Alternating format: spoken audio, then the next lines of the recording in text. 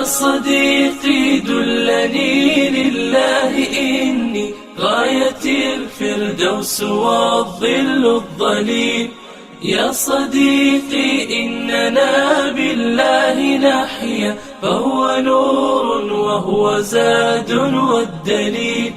يا صديقي دلني لله إني غاية الفردوس والظل الظليل. يا صديقي إننا بالله Bismillahirrahmanirrahim. Assalamualaikum warahmatullahi wabarakatuh. Waalaikumsalam. Alhamdulillahil malikil hakil mubin alladzi bahana bil imani wal yakin. Allahumma sholli ala sayyidina Muhammadin khotimil anbiya'i wal mursalin wa ala alihi thayyibin wa ashabihil akhyari ajmain wa man tabi'ahum bi ihsanin ila yaumiddin. Rabbi shrahli sodri wa yassirli amri wahlul 'uqdatam min lisani yafqahu qauli amma ba'du.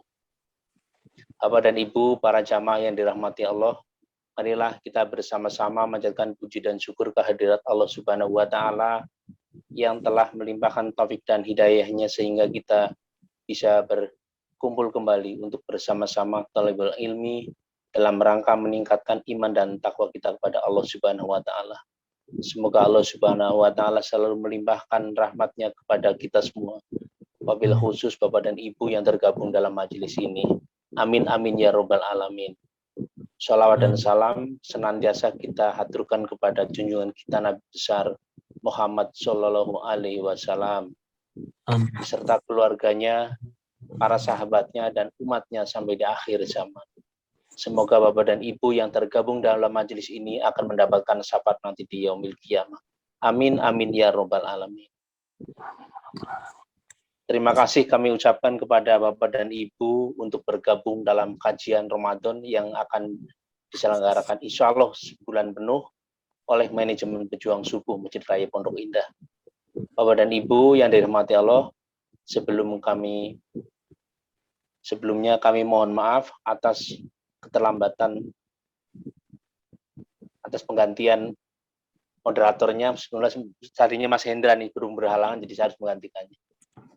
Karena guru kita, Bapak dan Ibu sekalian, sebelum acara dimulai, kami bacakan adab atau tata tertib dalam mengikuti kajian ini. Yang pertama, hadirkan dan hati dan pikiran selama kajian agar mendapatkan keberkahan dari kajian ini. Senantiasa berpakaian sopan dan rapih. Bila Bapak dan Ibu merasa mengantuk agar menonaktifkan videonya. Untuk menghindari kegaduhan selama kajian, host akan menonaktifkan mikrofon Bapak dan Ibu sekalian. Bila ada pertanyaan, mohon ditulis lewat chat atau menekan tombol raise hand atau melambaikan tangan saat sesi tanya jawab nanti. Mohon pertanyaan disesuaikan dengan tema kajian pada hari ini. Kemudian pertanyaan disampaikan secara ringkas dan to the point. Bapak dan Ibu, para jamaah yang dirahmati Allah, kajian pada hari ini adalah kajian Sirah Nabawiyah. Insya Allah akan disampaikan oleh guru kita, Ustadz Saman Al-Farisi. Beliau akan menyampaikan tausiah tentang kebaikan akan selalu menang. Alhamdulillah beliau sudah di tengah-tengah kita dalam keadaan sehat walafiat. Assalamualaikum Ustadz, apa kabar? Waalaikumsalam. Alhamdulillah. Sehat walafiat. Sehat Pak Ustadz ya. Beliau akan menyampaikan tausiahnya selama 60 menit sampai jam 6.30. Dilanjut dengan tanya jawab selama 30 menit. Untuk menghemat waktu, marilah kajian ini kita buka dengan baca basmalah. Bismillahirrahmanirrahim. Pada guru kita, waktu dan kesempatan kami persilakan. Al-Fadhil Ustaz. Baik. Assalamualaikum warahmatullahi wabarakatuh. Bismillahirrahmanirrahim. Alhamdulillahi rabbil alamin. Wassalatu wassalamu ala ashrafil mursalin. Sayyidina Muhammadin wa ala alihi wa sahbihi ajma'in amma ba'd.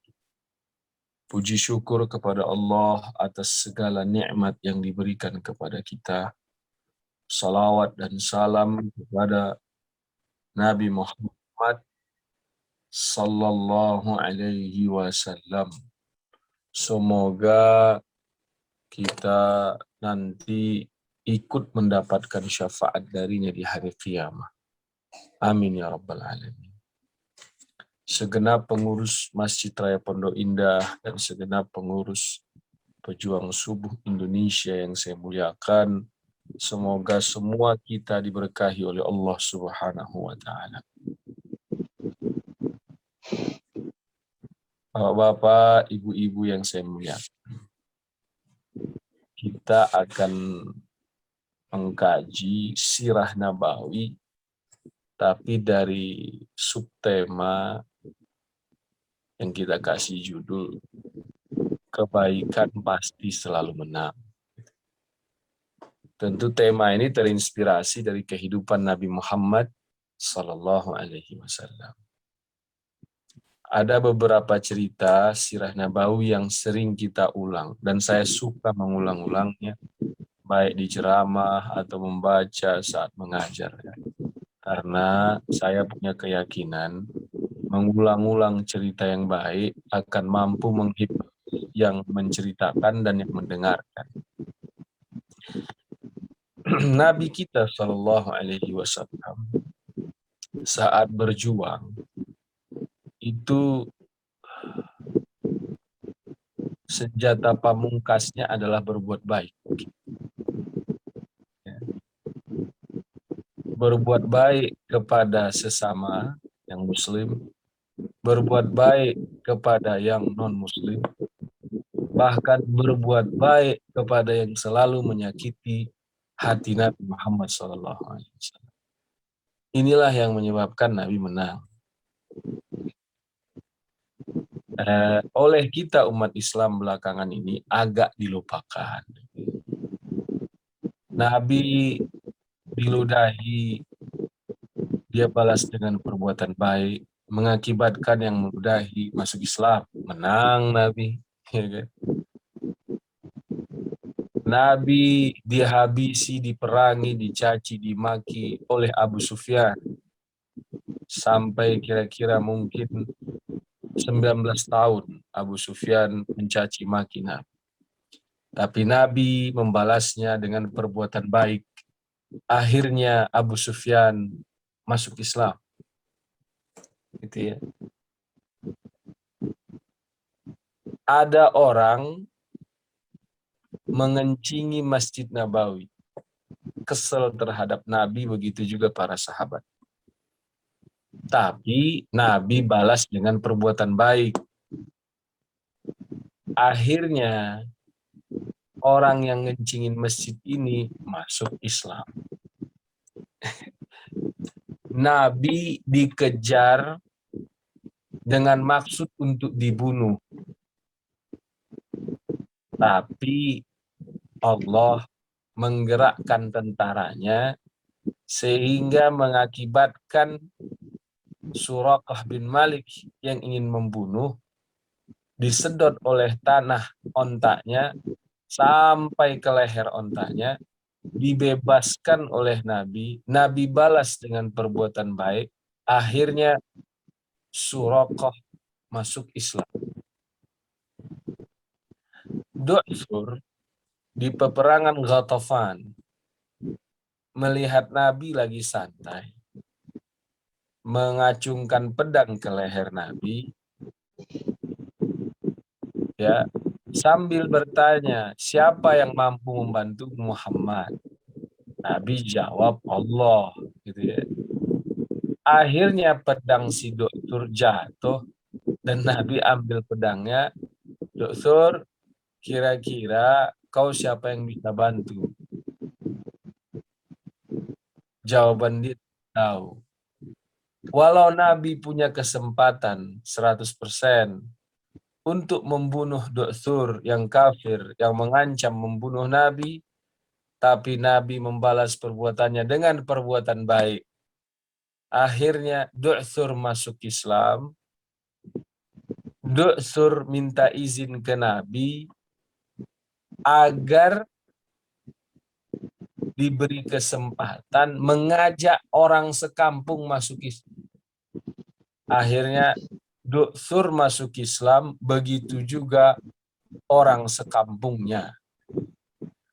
Kenapa ini berhasil? Ya lagi-lagi Nabi memilih berbuat baik daripada harus buang-buang waktu melakukan hal yang tidak baik. Dan Nabi akhirnya menjadi pemenangnya. Wahab bin Umair tertangkap di peperangan Badar, menjadi tawanan Rasulullah SAW. Umair ayahnya sepakat dengan beberapa orang berangkat ke Madinah mau membunuh Nabi Muhammad SAW dan mengambil anaknya yang ditawan. Sampainya di Madinah, ketemu dengan Umar bin Khattab. Umar membawa Umair bertemu Nabi Muhammad SAW. Nabi bertanya, Umair, kau kesini mau ngapain? Dia berbohong. Aku mau menebus anakku. Nah, dia berbohong, aku menebus anakku. Tapi Nabi bilang, jangan bohong, Umair. Apa sesungguhnya maksudmu ke Madinah? Bukankah kau sudah berencana ingin membunuhku? Saat Nabi mengatakan itu, Nabi punya Umar, Nabi punya Khalid, Nabi punya banyak tim eksekutor ya, yang mudah sekali melumpuhkan Umair. Tetapi Umar malu dengan Rasulullah SAW, meminta maaf kepada Rasulullah SAW, dan Nabi lagi-lagi memperlakukan Umair, ayahnya Pak Wahab tadi, dengan baik, dan Umar pun masuk Islam. Inilah yang kita maksud dengan kemenangan akan selalu berpihak dengan orang yang baik. Bapak dan Ibu yang saya muliakan, mudah-mudahan kisah-kisah yang saya share tadi barusan mampu menggerakkan saya dan kita semua agar selalu berbuat baik kepada siapapun, kepada keluarga kita, kepada tetangga kita, kepada orang sejawat, sekantor. Pokoknya kita berbuat baik. Sampai bahwa agama kita ini menganjurkan kita berbuat baik kepada alam semesta. Kalau pakai air jangan berlebihan. Kalau nebang pohon hati-hati. Semua diatur oleh Allah Subhanahu wa Ta'ala, sehingga berbuat baik ini saking hebatnya di surah Al-Baqarah ya. Kalau yang pegang Al-Qur'an boleh dibuka ya. Surah Al-Baqarah ayat 195. Silakan dibuka kalau ada Al-Qur'annya ya. Surah Al-Baqarah ayat 195.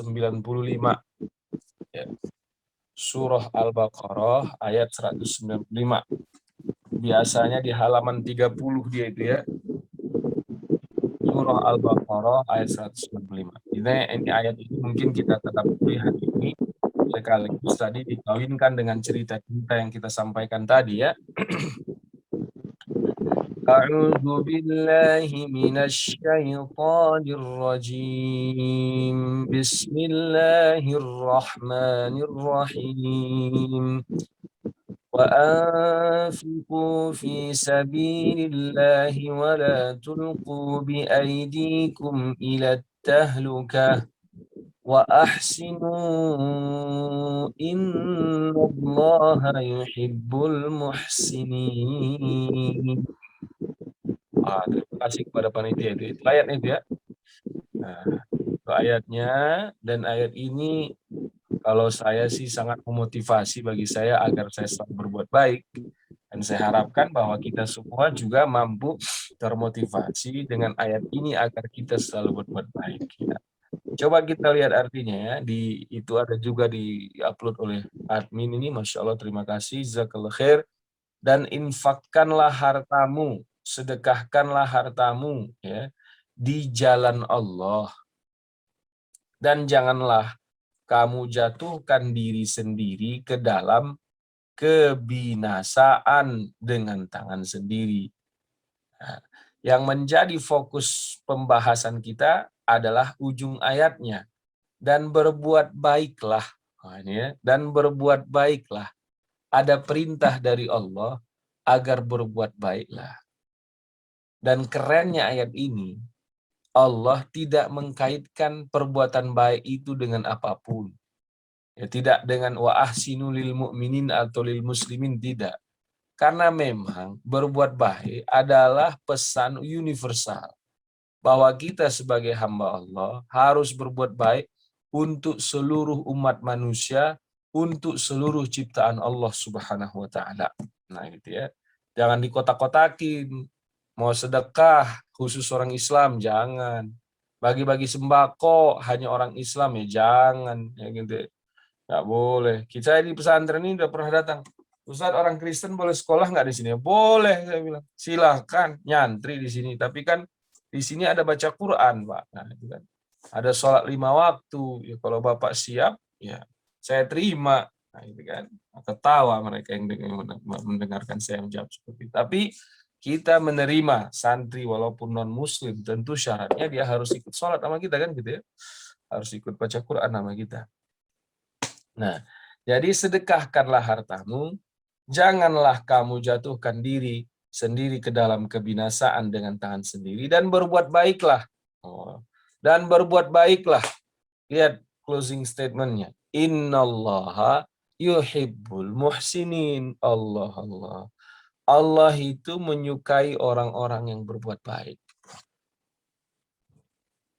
Diterjemahkan oleh Kementerian Agama menyukai. Padahal lebih indah artinya Allah mencintai orang-orang yang berbuat baik. Karena saya terus terang tergiurnya saya dengan ayat ini karena perbuatan baik mampu mengakibatkan kita dicintai oleh Allah SWT. Oh, cintanya Allah adalah hal yang paling kita harapkan dalam kehidupan kita ini ya. Innallaha yuhibbul muhsinin. Nah, di ayat ini Allah seolah-olah ya, ingin memberikan kriteria dasar orang yang berbuat baik. Kriteria dasar orang yang berbuat baik ya. Enggak ribet kok katanya. Kata Allah enggak ribet. Berbuat baik itu apa? Bersedekah. Udah. Wa anfiqu fi sabilillah. Bersedekahlah di jalan Allah. Ya, orang yang baik itu orang yang bersedekah, orang yang memberi. Oh, kenapa? Kenapa Allah bikin ketika cerita perbuatan baik bersedekah? Karena memang bersedekah ini salah satu amalan yang lintas segala-galanya. Tidak dia dibatasi oleh apapun. Kalau tadi, makanya orang yang bersedekah mendapat cintanya Allah walaupun dia nggak beriman, Bapak dan Ibu yang saya muliakan. Makanya dia dapat cintanya Allah. Makanya orang yang berbuat baik, kalau dia tidak beriman, disegerakan oleh Allah balasannya di dunia ini. Nah, gitu ya. Disegerakan oleh Allah semua balasannya di dunia ini.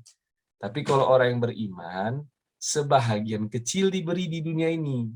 Nanti sebahagian besar diberi oleh Allah di surga. Jadi bentuk cintanya Allah kepada orang yang berbuat baik, apalagi namanya sedekah, dia akan dapat cinta dari Allah. Walaupun dia nggak beriman. Hanya saja, kalau dia tidak beriman, semua disegerakan oleh Allah di dunia ini balasan kebaikannya. Kalau untuk orang yang beriman, ditunda dulu nanti di surga, baru dikasih lebih banyak lagi oleh Allah Subhanahu wa taala, gitu ya. Sekali lagi ayo kita lihat ayatnya. Ternyata pertama kita harus sedekah ya. Sedekah, ibu bapak sudah sering mendengarkan sedekah. Ustadz-ustadz kita, pengajian-pengajian kita pasti sudah sering menjelaskan sedekah. Di majelis kita ini pun kita sering saling mengingatkan agar kita bersedekah gitu. Apalagi di bulan Ramadan seperti ini pula ya, Nabi sangat rajin bersedekah. Bahkan kalau di bulan Ramadan dia lebih pemurah dari angin yang bergerak gitu ya. Angin aja kalah pemurah sama Nabi kalau di bulan Ramadan. Nah, gitu ya. Nabi Muhammad SAW cerita mengenai sedekah, habis semua hartanya untuk dia sedekahkan untuk perjuangan umat Islam, untuk memperjuangkan tegaknya kalimat Allah. Dia baik itu bagi-bagi sembako, bagi-bagi duit, memodali usaha sahabat-sahabat yang apa namanya tersendat usahanya gara-gara banyak sekali yang dilakukan oleh Nabi SAW jalur sedekah ya. Nabi bukan sekedar sedekah uang, sedekah makanan, bukan hanya kepada muslim, kepada non-muslim. Bahkan Nabi bersedekah makanan kepada Yahudi sambil disuapi oleh Nabi Muhammad Sallallahu Alaihi Wasallam. Nah, ya. Jadi jalur berbuat baik yang diceritakan atau paling direkomendasikan oleh Allah Subhanahu Wa Taala di surah Al-Baqarah ayat 195 ini adalah apa? Bersedekah, berbagi, kepedulian terhadap sesama. Nah, ini mumpung di Ramadan, silakan Bapak dan Ibu diamalkan ya. Silakan diamalkan, jangan sampai udah puasa 30 hari nggak tergerak juga kita sedekah ya. Kalau zakat fitrah dan zakat harta mah wajib ya, wajib Bapak keluarkan. Ini yang kita cerita di sini sedekah, infak ya. Karena sedekah, kalau zakat fitrah udah jelas angkanya dan itu merupakan kewajiban. Zakat harta udah jelas persentasenya, itu juga merupakan kewajiban. Yang di level baik ini adalah orang yang mau bersedekah. Dan sebaiknya di jalan Allah Subhanahu wa taala atau karena Allah Subhanahu wa taala ya. Kemudian yang kedua, Ibu Bapak yang saya muliakan, wala tulqu biaidikum ila tahlukah. Janganlah kau binasakan dirimu, kira-kira begitu kata Allah ya. Jangan kau binasakan dirimu. Janganlah kau lakukan sesuatu yang akan membuatmu binasa ya. Jadi kita ini supaya disebut baik oleh Allah Subhanahu wa taala harus mampu memilih aktivitas kita. Bila aktivitas kita ini membinasakan kita, tinggalkan. Sekarang ini kita ini terjebak dalam banyak rutinitas, aktivitas yang membinasakan kita, merugikan kita. Contohnya apa? Membaca berita politik ya, yang berseliweran di media sosial, yang membuat kita panas, yang membuat kita akhirnya ribah, yang membuat kita akhirnya emosi, yang membuat kita, ini menurut saya melakukan sesuatu yang membinasakan. Kenapa? Apalagi kayak saya misalnya. Saya baca beritanya apa? Anggap saja saya nggak suka sama pemerintah, anggap saja begitu. Saya baca berita, tenaga kerja Cina masuk lagi. Saya baca berita itu. Saya pasti memaki, mencaci, entah apa-apa sih. Dan ruginya saya ketika saya marah-marah saya nggak bisa saya lampiaskan kepada siapapun. Karena Pak Jokowinya lagi di sana, saya di sini kan.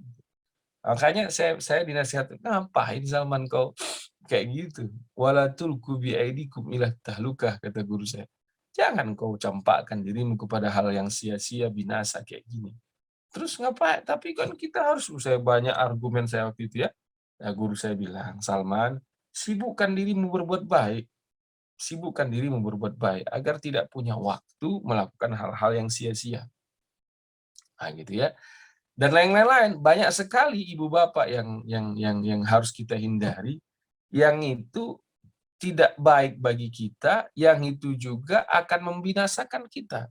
Silakan dicek oleh bapak, oleh ibu, dalam kehidupan bapak dan ibu saya juga begitu sehari-hari.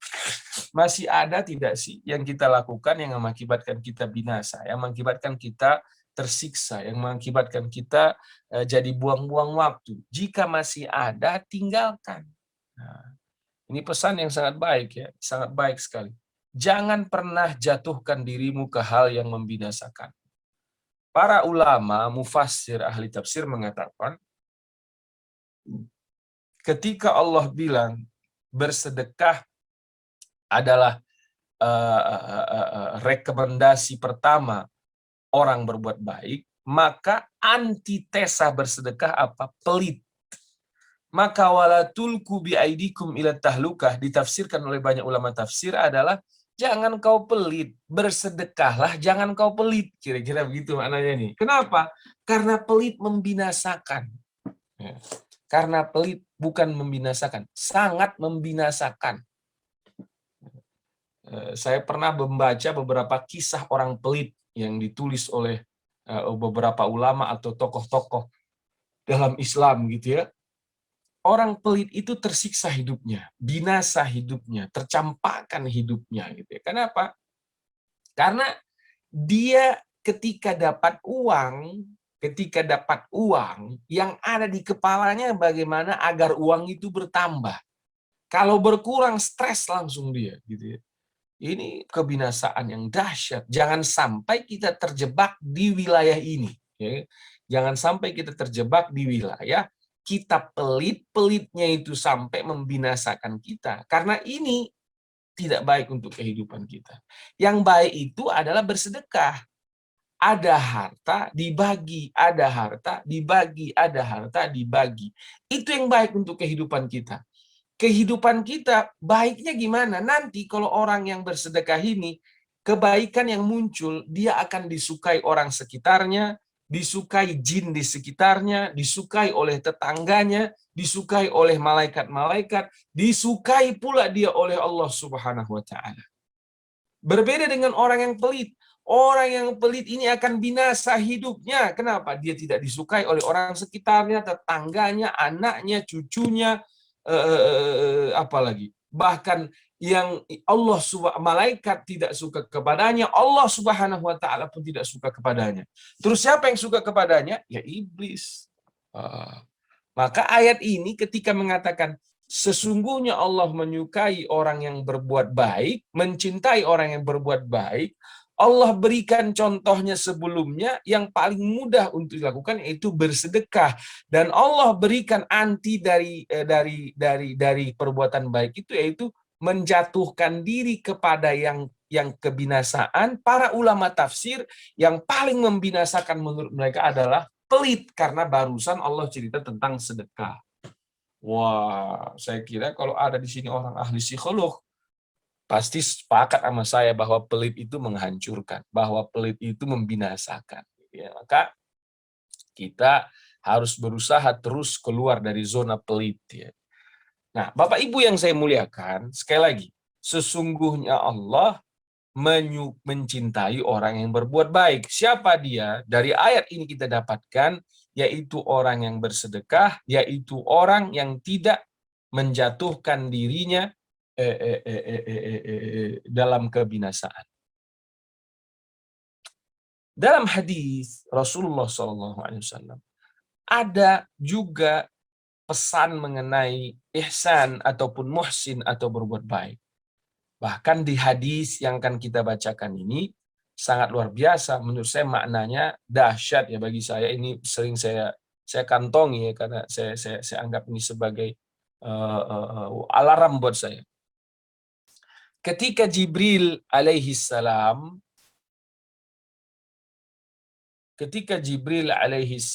datang, ya, ketika Jibril alaihissalam datang bertemu Nabi Muhammad sallallahu alaihi wasallam,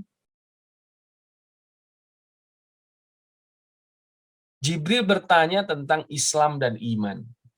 Tapi dia yang bertanya, dia pula yang menjelaskan. Kemudian ada pertanyaan mengenai ihsan. Dia yang bertanya, dia juga yang menjelaskan. Ihsan itu artinya apa? Berbuat baik.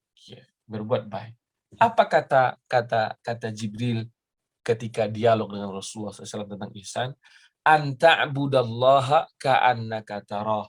Fa illam takun tarahu fa innahu yaraka. Ihsan itu kata Nabi SAW atau dialog Nabi dengan Jibril adalah engkau menyembah Allah, anta'budallah, engkau menyembah Allah seolah-olah engkau melihatnya, ka'annaka tarah, ya gitu ya. Fa illam takun tara, jika engkau tidak melihatnya, fa innahu yaraka, maka sesungguhnya Allah melihatmu. Wah, ini perbuatan baik. Ini baru betul perbuatan baik ya. Yaitu apa? Kau menyembah Allah seolah-olah engkau melihat Allah. Kita sederhanakan bahasanya.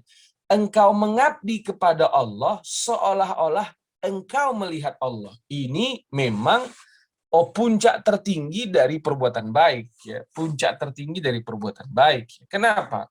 Karena bila seseorang sudah selalu merasa diawasi oleh Allah, pasti seluruh aktivitasnya baik.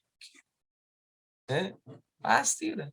Kenapa? Karena dia menyadari Allah melihatnya, atau setidak-tidaknya kau harus sadari karena dia menyadari bahwa dia melihat Allah. Ini level tinggi sekali, bahwa dia melihat Allah. Melihat Allah itu maksudnya dia sadar akan ada Allah. Maka kesadarannya akan adanya Allah di pikirannya, di hatinya, membuat menggerakkan jiwa raganya agar selalu berbuat baik. Kenapa? Karena dia melek Allah terus. Dia merasakan kehadiran Allah dimanapun dia berada.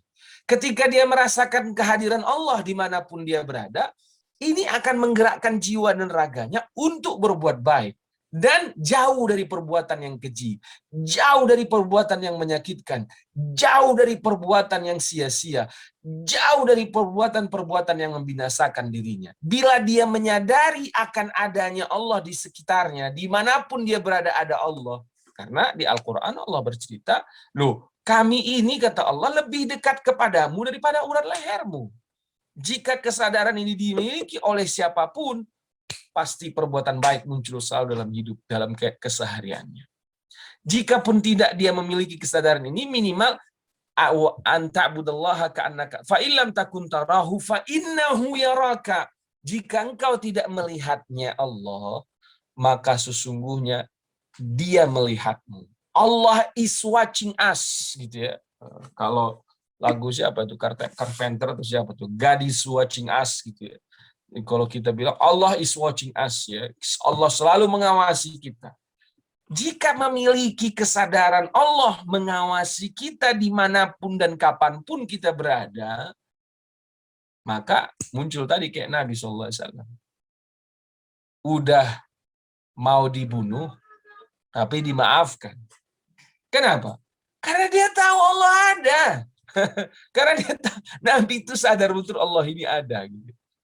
Ada, bahwa Allah melihat saya, gitu.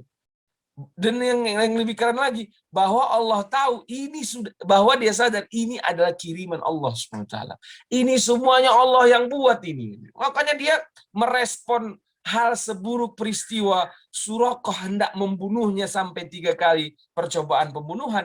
Tetap dia lihat bahwa ada Allah di sekitarnya, dilepaskan, dimaafkan. Akhirnya menciptakan kemenangan yang luar biasa untuk Rasulullah SAW. Rasulullah SAW ketika melihat ada seorang Arab Badui mengkencingi Masjid Nabawi, Rasulullah SAW tersenyum melihat itu. Padahal sahabat-sahabat yang lain menarik pedangnya.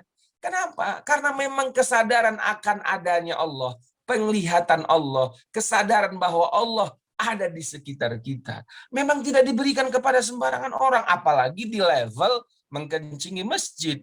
Ego kita masih menang di situ, ya. Mungkin kesadaran-kesadaran kita ada, misalnya kita akhirnya baca Quran, kita akhirnya bersedekah, kita akhirnya berzikir, kita akhirnya melakukan kebaikan-kebaikan yang lain. Tetapi Bapak dan Ibu yang saya muliakan, saat-saat di mana hal-hal yang kita anggap sakral dan suci dilanggar batas-batasnya, kadang-kadang selalunya ego kita yang bekerja daripada kesadaran akan adanya Allah di sekitar kita. Nabi Muhammad SAW mampu mengalahkan egonya dan menghadirkan rasa bahwa Allah ada di sekitarnya, dan ini adalah ujian dari Allah Subhanahu wa taala, maka dia mampu memaafkan walau di level mengkencingi masjidnya. Lihat hasilnya apa? ketika maaf itu diberikan, ketika perbuatan buruk dibalas oleh Nabi dengan perbuatan baik, karena kesadaran akan pengawasan Allah Subhanahu wa taala, kekuasaan Allah Subhanahu wa taala. Allah maha mampu dan berkehendak terhadap peristiwa ini. Rasulullah SAW memenangkannya dengan masuk Islamnya mereka-mereka yang menyakiti hati Nabi Muhammad Sallallahu Alaihi Wasallam. Nah ini ya, kayak gimana kira-kira Bapak Ibu yang saya muliakan? Kita mampu tidak ketika ada perbuatan yang tidak baik untuk kita secara individu atau untuk agama kita ini, kita respon dengan perbuatan baik, dengan keyakinan bahwa Allah selalu mengawasi kita, dengan keyakinan bahwa Allah Subhanahu wa taala akan memenangkan kita karena kita berbuat baik. Sesuai dengan firman-Nya ini, innallaha yuhibbul muhsinin, karena Allah mencintai orang yang beriman. Tidak mungkin Allah mencintai orang yang berbuat baik. Tidak mungkin Allah membiarkan perbuatan baik dari seorang yang berbuat baik kalah terhina di depan musuh-musuh Allah Subhanahu wa taala. Ini ya. Sekarang kan umat Islam merasa sedang kalah ya. Kalah di negara sendiri, kalah di dunia internasional, kalah di mana-mana ya. Kita lihat ya, memang banyak ajaran-ajaran agama kita ini yang belum kita maksimalkan ya. Bukan hanya sekedar berbuat baik seperti ceramah kita ini ya, banyak lagi. Cuman hari ini kita sedang membahas perbuatan baik. Kita akan menang. Nabi sudah buktikan itu ya. Nabi Muhammad Sallallahu Alaihi Wasallam sudah buktikan itu. Saya ingin mencontohkannya ke diri kita dulu, karena tadi udah ke beberapa kali kita ke Nabi Sallallahu Alaihi Wasallam. Salman, saya mau juga dong menjadi pemenang dengan kebaikan ini. Kita langsung amalkan dong perintah Allah dengan bersedekah.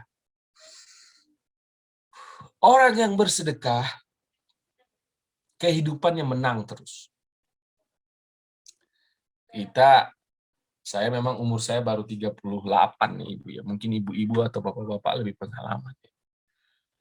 Kita belum pernah nemu ya orang yang rajin sedekah hidupnya kalah. Itu belum pernah nemu. Yang selalu kita temukan adalah orang yang bersedekah hidupnya jadi pemenang. Nggak tahu saya ibu dan bapak ya, ada nggak nemu orang rajin sedekah hidupnya kalah? Ada nggak kira-kira? Yang ada adalah orang yang rajin sedekah, hidupnya selalu jadi pemenang. Pemenang di bidang apa? Waduh, saya melihatnya di bidang segala-galanya. Saya kadang-kadang heran, ini orang udah rajin sedekah, duitnya banyak terus. Berarti orang yang bersedekah ini sesuai firman Allah ini, karena dia dicintai oleh Allah, duitnya tambah banyak terus. Jadi nggak nemu kita orang sedekah duitnya habis. Waduh, kalau saya Bapak Ibu ya mengalami ini banyak sekali ya. Makanya saya semakin yakin, apalagi kita di Ruhama Al-Fajar ini kan pesantren kita pesantren gratis ya gitu ya. Itu keajaiban yang Allah beri luar biasa. Sahabat handai tolan saya itu kalau datang ke Ruhama di situ, alah man, nggak usahlah sok-sok idealis kau. Sampai kapan kau bisa bertahan menggratiskan anak santri? Saya bilang, kalau selama Allah ada, saya akan gratiskan terus-menerus.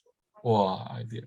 Mereka bilang apa? Nggak mungkin loh, man. Kau capek sendiri, kau nanti kau begini, kau begitu. Waduh, banyak sekali nasihat kepada saya. Agar minimal pesantren ini jangan bayar mahal, tapi bisa dijangkau. Saya bilang, wa anfiqu fi sabilillah, wa la tulqu bi aidikum ila tahlukah, wa ahsinu innallaha yuhibbul muhsinin. Kawan, aku yakin ayat ini. Berbuat baiklah. Dan perbuatan baik itu dicintai oleh Allah Subhanahu wa taala. Ya, karena perbuatan baik yang dicontohkan Allah bersedekah. Ya, saya nggak punya uang. Saya nggak punya uang untuk saya sedekahkan, ya kan? Nggak punya saya uang untuk saya sedekahkan. Maka apa yang saya lakukan? Saya diberi oleh Allah sedikit ilmu, ya kan? Sedikit ilmu, sedikit sekali. Saya ingin memfasilitasi orang-orang yang tidak mampu belajar ilmu yang sedikit yang diberi oleh Allah SWT kepada saya ini, tapi gratis. Wah, apa yang saya rasakan? Menurut saya, bapak-bapak, ibu-ibu, saya merasakan saya jadi pemenang. Bahagianya luar biasa ya. Nggak terukur. Itu dahsyat betul. Saya kadang-kadang ingin betul menceritakannya ke teman-teman saya, ke siapapun yang saya kenal, bahwa jangan takut bersedekah, jangan takut berbagi, ya. Jangan simpen duitmu, ya. Jangan simpen, ngapain nyimpen duit? Nyimpen duit itu bahaya. Belum lagi kena inflasi, tiba-tiba krisis moneter, tiba-tiba banknya kerampokan, tiba-tiba macam-macam kalau duit disimpan. Macam-macam kalau duit disimpan, ya. Tapi kalau duit disedekahkan, ada yang bisa nyuri nggak? Enggak. Ada yang bisa membuat dia inflasi nggak? Nggak ada. Yang ada dia bukan inflasi, naik dia jadinya, ya. Yang tadinya kita sedekahkan cuma 100.000, ditulis oleh malaikat rokib jadi berapa? 700 kali 100.000. Waduh, 700 kali 700, ya. Kali 100.000. Nolnya jadi 7, ya. Nolnya jadi 7. Jadi berapa? Jadi 70 juta. Siapa, bank mana yang mampu menjamin kita nabung 100.000, otomatis jadi punya berapa? 70 juta. Itu hanya sedekah. Dan kau akan menang. Tidak akan pernah kalah. Ya. Di wilayah apapun kesulitanmu, bersedekahlah. Ya. Di wilayah apapun bersedekahlah. Saya sekarang alhamdulillah, walaupun tadi saya bilang menggratiskan anak, ada juga duit saya walaupun dikit. Ada juga duit saya walaupun dikit. Udah ngapain nabung, saya bilang. Saya sedekah aja. Lebih baik saya kasih anak-anak ini sesekali makan ayam atau sesekali makan ikan. Sedekahnya ke mereka aja, karena semua santri kita yatim duafa. Saya rasakan apa? Memang betul kita jadi pemenangnya. Awalnya saya pikir duit saya akan habis. Loh, enggak. Akan ada terus duitnya. Enggak ada putus-putusnya. Jadi, bahwa kebaikan adalah pemenangnya, bahwa kebaikan dicintai oleh Allah SWT, bukan sekedar teori di atas kertas. Saya yakin ibu-ibu mengalami ini. Saya yakin banyak ibu dan bapak di majelis ini yang mengalami ini. Mengalami betapa perbuatan baik memang akan membuat kita jadi pemenang. Apalagi lebih spesifik lagi, perbuatan baiknya adalah bersedekah di jalan Allah Subhanahu wa taala. Juga dia tidak membinasakan dirinya sendiri. Ya, kita akan jadi pemenangnya. Kita pasti jadi pemenangnya. Karena Allah mencintai orang-orang yang berbuat baik, ya. Dan juga dicontohkan oleh kehidupan Nabi kita Muhammad Sallallahu Alaihi Wasallam. Bapak Ibu yang saya muliakan, sebagai uraian dari saya cukup dulu, ya, tentang berbuat baik ini. Saya harapkan nanti ada pertanyaan dari Bapak dan Ibu mengenai perbuatan baik ini, bagaimana, di mana ada kendala-kendala, sehingga kita bisa diskusi bareng-bareng, sehingga kita lihat bagaimana dari Allah dan Rasul-Nya terhadap permasalahan-permasalahan perbuatan baik di tengah-tengah kita. Saya serahkan kembali ke host, dipersilakan Pak.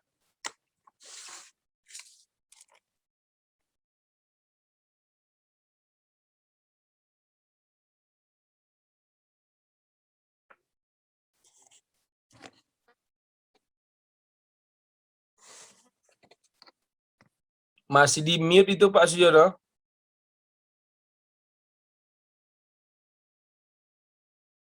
Oke. Ya. Baik, Bapak sekalian. Subhanallah, terima kasih Ustaz. Tausiahnya luar biasa. Alhamdulillah. Perbuatan baik pasti akan menjadi pemenangnya.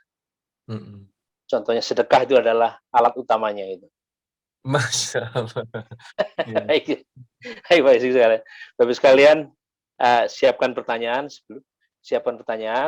baik, atau melambaikan tangan. Sebelumnya akan saya bacakan pengumuman untuk kegiatan esok dan lusa.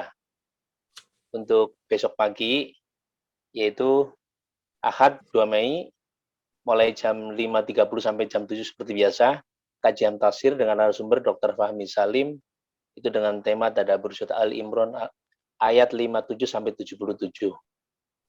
Kemudian disambung dengan jalan-jalan atau tur online, itu mengunjungi saudara kita di Panama, nanti akan dipandu Pak Fadian atau dengan Pak Dubes. Kemudian hari Seninnya tanggal 3 Mei, yaitu kajian hadis dengan narasumber Dr. Rusli Hasbi. Ini tentang muraqabah atau menjaga diri. Membahas tentang dari kitab Riyadhus Shalihin. Kita mengingatkan kembali Bapak sekalian, selama bulan Ramadan ini kita akan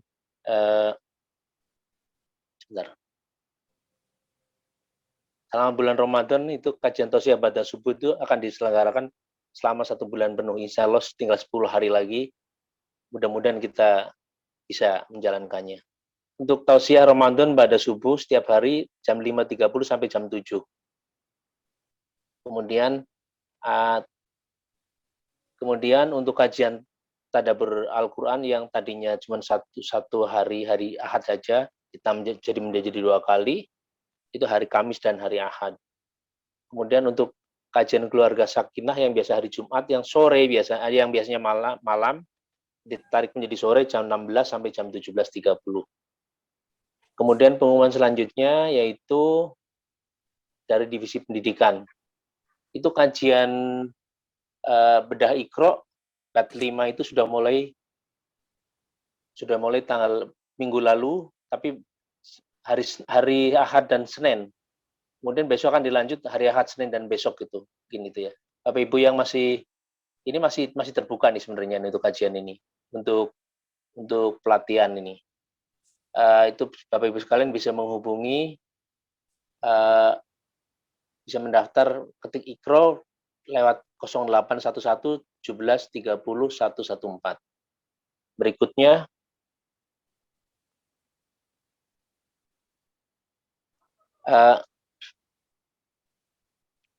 Pejuang Subuh mengajak Bapak dan Ibu sekalian untuk berpartisipasi dalam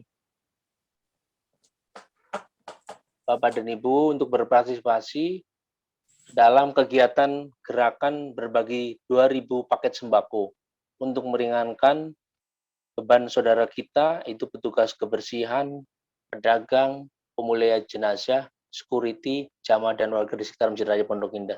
Ya, insya Allah akan diselenggarakan sebelum Lebaran. Bapak Ibu sekalian, yang ingin berpartisipasi bisa menghubungi Pak Irwan, Bendahara Pejuang Subuh di 0811 828 248. Kemudian atau bisa transfer langsung lewat rekening Pejuang Subuh di 72 2020 1001. Saya ulangi, 72 2020 1001. Itu Yayasan Pejuang Subuh Masjid Raya Pondok Indah. Demikian pengumuman dari panitia. Kemudian selanjutnya akan kami inikan dari pertanyaan. Yang dari raise hand dulu ini dengan Ibu Eka. Mohon di-unmute dulu, Pak. Silakan Bu Eka. Baik, Assalamualaikum warahmatullahi wabarakatuh. Waalaikumsalam warahmatullahi wabarakatuh. Salman, kita ketemu lagi. Kemarin Rabu baru kita ngaji. Alhamdulillah. Allah, luar biasa. Masya Allah, benar. Saya setuju sekali dengan apa yang Ustaz sampaikan, bahwa tentang sedekah tadi ya. Pada Allah, alhamdulillah saya juga psikolog, Ustaz. Jadi saya bisa sampaikan bahwa giving is sharing, ya, sharing is caring, dan caring is curing, gitu ya. Jadi banyak sekali bukti bahwa ketika kita bersedekah, bahwa itu juga akan mengangkat penyakit-penyakit, bukan hanya penyakit yang ada di dalam hati kita, tapi juga alhamdulillahnya ada yang mengalami bahwa penyakit fisik pun sembuh karena sedekah. Gitu. Itu yang ya itu yang testimoni saya. Jadi ada banyak yang karena sedekah maka disembuhkan Allah, bukan hanya hatinya tetapi juga fisiknya gitu. Nah, pertanyaan saya Ustadz,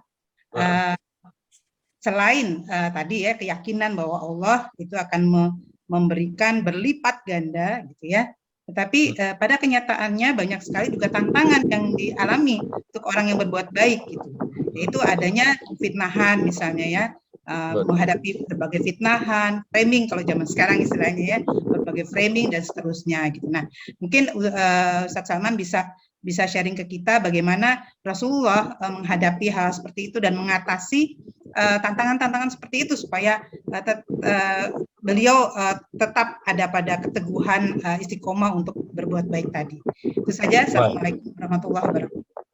Waalaikumsalam. Salam Terima warahmatullahi wabarakatuh. Silakan Ustaz. Terima kasih Bu Eka ya, bahwa sedekah salah satu contoh perbuatan baik, bahkan yang paling direkomendasikan versi surah Al-Baqarah ayat 195 tadi. Nah, memang sedekah ini atau berbagi ini perbuatan yang sangat universal. Tidak ada batas, kita boleh sedekah ke siapa saja, ke apa saja. Dan luar biasa, kita benar-benar akan menjadi pemenangnya jika kita rajin bersedekah. Pemenang di bidang banyak hal, kita dapat pahala, ketenangan jiwa, kesehatan fisik, kesehatan raga. Benar ya, kan banyak sekali orang yang sembuh penyakitnya gara-gara sedekah dengan keyakinan menangnya orang yang berbuat baik. Muncul pertanyaan, bagaimana ini kita berbuat baik ini banyak tantangannya. Memang benar. Makanya guru saya waktu saya belajar tentang muhsin, berbuat baik, syarat utama muhsin itu ada 2. Syarat utamanya. Pertama, harus ikhlas lillahi ta'ala. Itu yang pertama. Ya, ikhlas lillahi ta'ala. Kalau perbuatan baik ini ikhlas lillahi ta'ala, maka dia tidak peduli lagi dicaci atau dipuji. Karena dia melakukan kebaikan adalah bentuk dari cara dia mencintai Allah Subhanahu wa Ta'ala. Bukan mengharapkan respon yang baik dari sekitarnya. Hakikat menang pun yang kita bahas pada hari ini adalah bagaimana kita bisa mengambil hati Allah Subhanahu wa Ta'ala. Kalau boleh kayak begitu, membujuk merayu Allah Subhanahu wa Ta'ala. Ketika bujuk rayuan kita dengan perbuatan baik sudah kita yakin, sudah kita lakukan, maka bujuk rayu kita ini akan menghasilkan cinta dari Allah Subhanahu wa Ta'ala. Jika kau sudah merasakan ini, maka kau tidak peduli lagi ya. Kau difitnah gara-gara perbuatan baik, kau dicaci gara-gara ketan baik, atau kau tadi bilang malah sok alim kau Salman, nah gitu ya. Atau malah ketika kita berbuat baik, setelah perbuatan buruk kita mulai diungkit-ungkit dan diceritakan. Ya jangan kapok, terus saja berbuat baik. Sekali lagi, karena saya atau karena ibu atau karena bapak atau karena siapapun melakukan kebaikan ini, harapannya Allah, maka tidak lagi tergubris dia dengan fitnah apapun. Tapi ketika perbuatan baik ini dilakukan hanya sekedar supaya diumumkan dia bersedekah, atau karena momen sebentar lagi dia pilkada atau pilkades atau pilkab atau pil apalah namanya, kan biasanya orang begitu ya. Orang Indonesia terutama nih bengak kali, cuma pas pemilihan aja dia mau bersedekah ya. Saya kadang-kadang pengen bilang itu sama calon-calon legislatif, calon apalah, kau bodoh kau bersedekah saja. Karena yang menerima sedekahmu tidak ikhlas, sedekahmu juga tidak ikhlas. Timmu yang bagi-bagi pun nggak ikhlas. Yang benar itu bersedekah terus. Jangan hanya saat di pilkada atau jangan. Mana tahu di sini ada yang mau jadi mengikuti pilkada. Jangan kau bikin itu Pak. Jangan. Kalau bisa, misalnya pilkadanya 5 tahun yang akan datang. Dari sekarang kita sudah bersedekah. Fitnahan ini, ujian ini, pakai aja patah Melayu Bu Eka. Apa patah Melayu? Anjing menggonggong kapilah berlalu. Jadi kalau sudah mantap perbuatan baik kita ini lillahi ta'ala, apapun kata orang, ya kita lewati aja. Yang kedua, selain ikhlas lillahi ta'ala, perbuatan baik kita yang kita lakukan ini harus sesuai dengan Al-Quran dan Sunnah. Nah, gitu ya. Jadi standar baiknya harus Al-Quran dan Sunnah, ya. Jangan standar baiknya, standar Sigmund Freud atau standarnya Karl Marx, jangan ya. Standar perbuatan baiknya adalah Al-Quran dan Sunnah. Karena gini, kalau standar baiknya ini tidak dibatasi, maka muncul nanti standar-standar yang gila seperti di Eropa. Ciuman di tengah jalan aja menurut mereka itu sebuah kebaikan, ya kan? Berciuman di restoran orang banyak itu sebuah kebaikan, tidak apa-apa. Ya makanya selain ikhlas karena Allah berbuat baiknya, dan kita bikin standar baiknya dari siapa? Allah Subhanahu wa ta'ala, begitu juga Rasulnya. Nah, mudah-mudahan terjawab Bu Eka. Terima kasih banyak ya Bu Eka ya. Silakan Pak. Baik, terima kasih Ustaz. Cukup ya Bu Eka ya. Ini pertanyaan dari Pak Ibu Rosnama Maita Firdaus Anwar. Siap. Ini begini Pak Ustadz. Ini Ya. kita kan sudah ditakdirkan nih, baik rezeki dan segalanya itu. Terus kenapa sih kita harus usaha atau ikhtiar itu? Kira-kira hikmahnya apa ya Pak Ustadz? Kira-kira itulah nih pertanyaannya tuh. Masya Allah. Luar biasa nih pertanyaan. Ya, semua sudah, wah ini kajian tingkat dewa sebenarnya ini ya.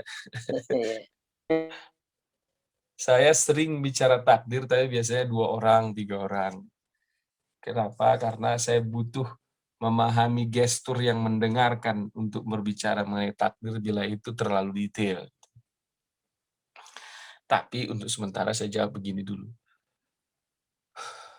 Memang sudah ditakdirkan oleh Allah Subhanahu wa ta'ala. Sudah ditakdirkan oleh Allah Subhanahu wa ta'ala. Tapi dirahasiakan oleh Allah Subhanahu wa ta'ala. Ditakdirkan tapi dirahasiakan, dan tidak ada yang bisa tahu rahasia itu. Ya, tidak ada yang tahu biasa rahasia. Makanya ditakdirkan, dirahasiakan, kita diberi kesempatan oleh Allah. Kesempatannya apa? Berusaha. Dan adilnya Allah, ketika ditakdirkan, dirahasiakan, kemudian diberi kesempatan kepada kita, adilnya Allah, bila kesempatan yang kuberi ini kau gunakan sebaik-baiknya, hasilnya akan kukasih baik. Tapi bila kesempatan yang kukasih ini justru kau sia-siakan atau kau gunakan malah merusak kesempatan itu sendiri, jangan kau caci kecuali dirimu sendiri. Karena itu akibat dari kau sia-siakan kesempatan yang kuberikan. Jadi takdir memang dirahasiakan pula oleh Allah, tapi kita diberi kesempatan oleh Allah SWT. Jadi jangan pernah berpikir tentang hasil takdirnya. Kalau kita memikirkan tentang hasil takdirnya, yaitu tadi, ngapain kita, atau sudah ditentukan sama Allah SWT. Jangan. Kita dikasih kesempatan oleh Allah. Dan kesempatan yang dikasih ini diperintahkan oleh Allah agar digunakan sebaik-baiknya. Karena Allah bilang, laha makasabat wa alaiha maktasabat. Ini cerita tentang kesempatan. Bila kesempatan yang diberi kau gunakan baik, aku janjikan pasti dapat kau baik. Tapi bila kesempatan yang kukasih itu kau sia-siakan atau malah kau gunakan kepada yang tidak baik, maka juga kau akan menghasilkan hasil yang tidak baik. Sekali lagi, takdirnya diyakini, tapi jangan dibikin bertengkar di kepala kita. Takdirnya diyakini dan yakin bahwa itu rahasia Tuhan sendiri, maka gunakanlah kesempatan menjemput takdir itu baik. Rata-rata dalam kehidupan kita, selalunya dalam kehidupan kita, bila proses menjemput takdirnya kita lakukan kebaikan, hasilnya pun kan kebaikan. Jarang sekali yang tidak sesuai dibikin oleh Allah SWT. Pernah sekali di beberapa hadis ataupun cerita terjadi yang berbeda ya, tapi itu pun Allah bikin satu dalam 1 triliun kasus untuk membuktikan bahwa dia maha kuasa, ya, bahwa dialah hak veto yang berhak menentukan dia ini siapa bagaimana. Tetapi sekali lagi takdir sudah ditentukan, hasilnya dirahasiakan, kita diberi kesempatan. Maka gunakanlah kesempatan sebaik-baiknya, Karena bila kesempatan yang baik digunakan dengan baik, hasilnya juga akan baik. Namun bila kesempatan digunakan dengan buruk atau merusak kesempatan itu, maka hasilnya juga akan buruk. Terima kasih Ibu Rosana. Silakan Pak Jono.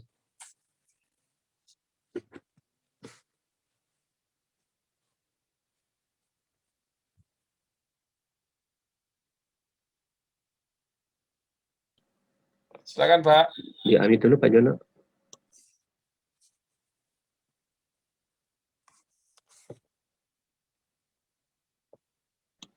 Maaf Pak Jono, di-unmute Pak Jono.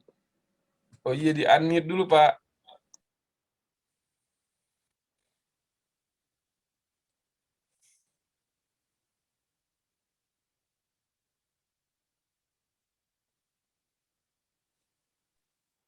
Baik.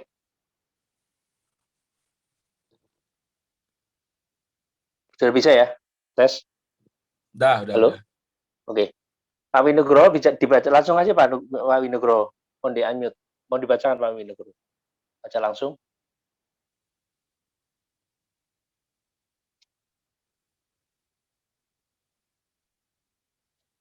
Pak Winugro, Mas Said bisa dibantu? Ya. Oh ya, terima kasih. Terima kasih. Assalamualaikum warahmatullahi wabarakatuh, Pak Ustadz. Waalaikumsalam warahmatullahi wabarakatuh. Prof Win, sehat ya? Alhamdulillah. Jadi saya sangat tertarik dengan pencerahan yang Pak Ustadz berikan kepada kita itu, bagaimana kita sebaiknya bisa menerapkan keteladanan apa yang dilakukan oleh Rasulullah itu, sedekah dan seterusnya. Karena kalau dari kami itu melihat para pemimpin Korea saat kemerdekaan dulu sama dengan kita tuh tahun 1945 juga. Tetapi mereka itu mengambil Al-Quran sebagai dasar ilmu untuk menerapkan kepada rakyatnya. Demikian rupa. Jadi pembangunan dari desa, dari bottom up itu jadi bersama-sama. Sehingga dalam waktu 8 tahun aja mampu keluar dari jebakan Batman itu. Maju tuh desa-desa itu sekarang. Nah, kita di Indonesia ini udah berapa puluh tahun ya, padahal kita itu nanti dicanangkan sebagai lumbung pangan dunia pada tahun 2045. Sehingga saya ngajak teman-teman yang lain, bergabung dengan yang lain itu, mengikuti apa yang dilakukan oleh para pemimpin Korea zaman dulu. Dia mau turun ke bawah bersama-sama rakyatnya di desa untuk memandirikan desanya itu, menerapkan isi Al-Quran di dalamnya. Nah, saya pikir ini sangat relevan. Nah, kita mari sama-sama kita naik bersama orang-orang di desa itu naik ke atas. Nanti di leader sama Pak Ustadz gitu. Nah, yang kami lakukan itu namanya Sai Maul Undong. Itu pemimpinnya di Indonesia itu namanya Pak Aris Mufti. Suatu saat nanti kita jumpa beliau insya Allah. Pak Aris Mufti itu dulu dia banker 35 tahun. Jadi kita bisa ambil pelajaran di dalamnya. Demikian Pak Ustadz, terima kasih. Assalamualaikum warahmatullahi wabarakatuh. Waalaikumsalam warahmatullahi wabarakatuh. Ini ya, bila kita perpanjang cerita berbuat baik, tadi kita coba mensederhanakannya ya, hanya sekedar wilayah sedekah, karena ini paling mudah untuk diamalkan. Dan kita buat cerita tentang betapa banyak kemenangan Nabi Muhammad SAW karena berbuat baik. Bila dihubungkan Prof Win dengan potensi sebuah negara, ya, apalagi Republik Indonesia tentang berbuat baik, kita memang sangat perlu orang-orang yang baik saat ini untuk memajukan negara. Gitu ya. Untuk memajukan negara kita, Republik Indonesia ini, kita butuh orang-orang baik. Ya. Kita lihat politikus-politikus kita sekarang nggak mampu meneladankan perbuatan baik. Menurut hemat saya, tapi ini saya mohon maaf bila saya salah. Pejabat negara kita, hukum negara kita, TNI dan Polri kita, banyak saja oknum-oknum yang memberikan cacat terhadap sifat baiknya negara ini. Tetapi kita tidak boleh putus asa, tidak boleh kita putus asa ya. Di antara politikus yang buruk menurut kita ada yang baik di sana. Di antara pejabat yang menurut kita kebanyakan buruk ini ada yang baik di sana. TNI Polri yang menurut kita banyak memeras rakyat juga ada yang baik di sana. DPR, MPR juga yang kerjanya duit, duit, duit, terus pasti ada yang baik di sana. Maka saya menginginkan dan bercita-cita agar yang kita tekan adalah, agar yang kita tumble power yang kita tekan adalah tumble power baik ini ya. Kita kumpulkan orang-orang baik ya. Masjid Raya Pondok Indah punya potensi mengumpulkan orang-orang baik ya. Masjid Raya Pondok Indah pasti punya database jamaahnya siapa. Pasti ada polisi baik, pasti ada tentara baik, pasti ada pejabat baik, pasti ada profesor baik, pasti ada dosen yang baik. Ya. Ini dikumpulkan. Kebaikan-kebaikan ini kalau dikumpulkan menjadi satu energi yang luar biasa. Tetapi kebaikan yang dikumpulkan ini tadi, kita melakukannya lillah, karena Allah. Jangan karena Bapak mau jadi gubernur, jangan karena Bapak mau jadi presiden, nggak usah. Karena seorang presiden hanya mampu memperbaiki negara ini 10 tahun, itu pun kalau dia sempat gitu. Tapi kita kalau kita ingin berbuat baik tanpa gelar presiden, tanpa gelar gubernur, tanpa gelar apapun, kita akan bisa berbuat baik untuk negara ini seumur hidup kita. Bila dihubungkan berbuatan baik untuk negara kita ini, maka sektor yang paling baik di negara ini ada dua. Ada dua sektor yang paling baik. Pertanian. Pertanian ini mencakup di dalamnya perkebunan, peternakan. Saya bikin jadi satu nama dia. Yang kedua, nelayan, laut. Masjid Raya Pondok Indah punya potensi untuk melirik perbuatan baik ini, gitu ya. Artinya, ya saya tidak mampu bersuara, tidak punya komoditi, saya tidak punya power dan lain sebagainya. Makanya daripada saya berteriak kemana-mana, saya lakukan itu di Rohama Al-Fajar.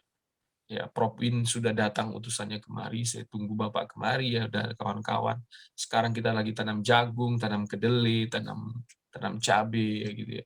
Saya dari lokasi yang kecil ini ingin betul menyampaikan kepada siapapun bahwa kemandirian negara Republik Indonesia ini bisa berhasil bila kita berbuat baik di sektor pertanian.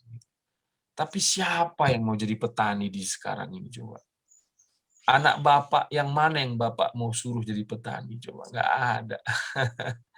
Karena petani masih dianggap orang yang nomor sekian gitu ya. Tanah Bapak yang banyak kosong itu berani nggak diserahkan ke petani untuk dikelola. Gitu ya. Itu butuh perbuatan baik ya. Saya di Citayam ini saja banyak menemukan tanah tak bertuan. Kenapa saya bilang gitu tanah tak bertuan? Yang punya orang Jakarta, kalau nggak jenderal, pejabat gitu ya.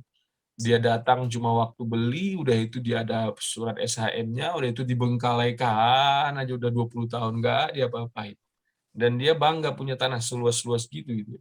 Kalau jenderal ini tahu, kalau pejabat ini tahu, itu dosa bagi dia. Dan sebaiknya dia harus berbuat baik dengan mewakafkan tanah itu atau bekerja sama dengan orang-orang profesional sehingga tanah itu produktif. Ini perbuatan baik yang besar kalau wilayah ini ya. Kalau tadi wilayah sedekah itu masih kita semua bisa lakukan. Tapi ketika sudah bicara sektor kebaikan yang berkesinambungan merupakan satu produk, ini perlu baik-baik kita obrolkan, Prof. ini ya. Saya berdoa semoga ada yang terpancing ya, berbuat baik dengan sistem yang baik, dengan produk yang baik ya. Misalnya pertanian ya, pertanian di Republik ini luar biasa potensinya, luar biasa. Saya meyakini betul petani akan menjadi orang kaya raya di Republik ini kalau dia serius. Yang kedua, peternakan dan pertanian adalah satu sektor yang tidak bisa dipisah ya. Kita di Rohama Al-Fajar memupuk jagung kita dengan embek dan memberi pakan embek kita dengan jagung, tebon jagung. Coba. Jadi saya muter-muter di situ, nggak perlu biaya banyak kita ya. Tanam kedelai misalnya, daunnya ditaruh untuk kambing, pupuk kedelainya bikin lagi untuk dari kambing. Tapi ternyata setelah kita analisa, nanam kedelai di Indonesia kecuali Prof Win punya ilmunya kurang produktif menurut saya. Jadi kita di Indonesia ini memang harus difikirkan Prof Win mau nanam apa kita ini gitu ya. Yang biaya produksinya rendah karena iklim dan kondisi hara tanah kita, tapi daya jualnya tinggi. Nah, itu. Apa ini yang harus kita? Saya kira Prof Win punya ilmunya. Kayaknya Masjid Raya Pondok Indah harus serius membicarakan ini. Ya. Masjid Raya Pondok Indah harus punya tanah 40 juta hektar gitu loh Pak. Jangan dikit ya Masjid Raya Pondok Indah, kalau cuma 10 hektar jangan Masjid Raya Pondok Indah namanya gitu ya. Ya makanya aku bilang, saya nantang ini semua nih yang berduit nih di sini. Siapa yang punya duit di sini? Ayo kita wakafkan uang kita, beli tanah 40 juta hektar, 40 juta hektar ini kita jadikan sektor pertanian peternakan produktif yang sifatnya wakaf.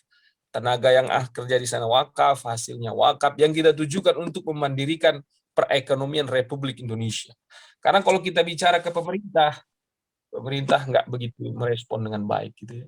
Jadi gitu Prof Win. Dan kalau kita ngobrol ini panjang ini ya, nelayan kita juga harus kita bahas karena potensi laut kita luar biasa, keren betul ya. Kita pernah punya profesor yang peduli terhadap nelayan. Saya pernah ketemu beliau beberapa kali, namun di masa Megawati dia dipenjara gara-gara bla bla bla bla. Siapa namanya dia? Prof siapa orang? Rohmin Dahuri. Betul sekali. Kayaknya Prof juga kenal ya. Saya nggak tahu secara kepribadian, tapi saya melihat pembicaraan dia mengenai kelautan bagus sekali ya. Ilmunya juga saya baca latar belakang beliau tentang kelautan bagus sekali. Dan saya sempat mengatakan, Pak, kenapa ilmu ini hanya disimpan di kepala, nggak dijadikan sebuah produk gitu ya.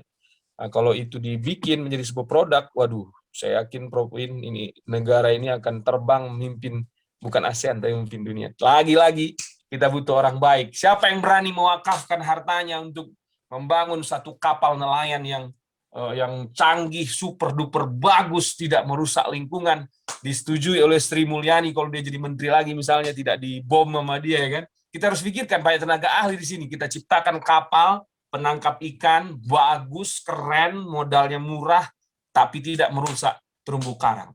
Saya serahkan kepada orang-orang yang ingin berbuat baik di majelis ini. Dan saya sudah melakukan itu dengan skala kecil. Kalau ingin melihat, silakan datang ke Ruham Al-Fajar. Terima kasih Prof Win. Saya senang sekali silaturahimnya ini. Terima kasih semuanya jemaah. Silakan Pak Jono. Terima kasih Pak Jono juga. Subhanallah Prof. Terima kasih Prof. Luar biasa nih. Luar biasa. Baik. Berikutnya pertanyaan dari Pak Jaya gitu ya. Pak Jaya ini. Bila kita menolong melalui pinjam uang nih. Ini orang pinjam uang nih ceritanya nih. Namun kenyataannya tidak bisa mampu membayar. Setelah berkali-kali ditagih, dengan terpaksa saya mengeluarkan ucapan, udah kita ikhlasin aja deh gitu. Maksudnya mungkin awalnya mengutangkan, kemudian lama-lama kan nagihnya capek kali, kemudian diikhlaskan. Nah pertanyaannya itu kalau kayak gini kan termasuk sedekah apa bukan nih? Gitu, kira-kira diterima apa enggak gitu. Nah itu satu. Kemudian nanti disambung nih. Itu dulu Chat. Baik. Silakan. Boleh itu dianggap sedekah bila bapak atau bila ibu diutangi oleh orang, ternyata dia nggak bayar, nggak sanggup bayar.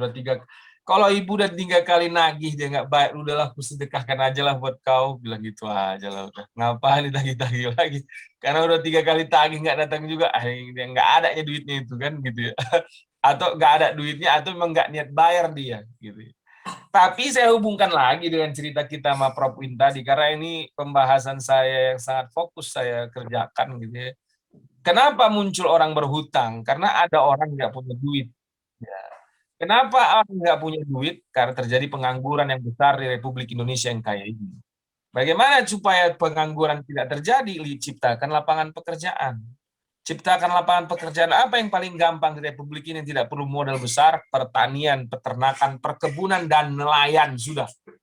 Siapa? Lagi-lagi saya tantang kita semua ini. Siapa yang berani investasi wakaf? Pertanian, nelayan. Kita perlu triliunan rupiah ini ya.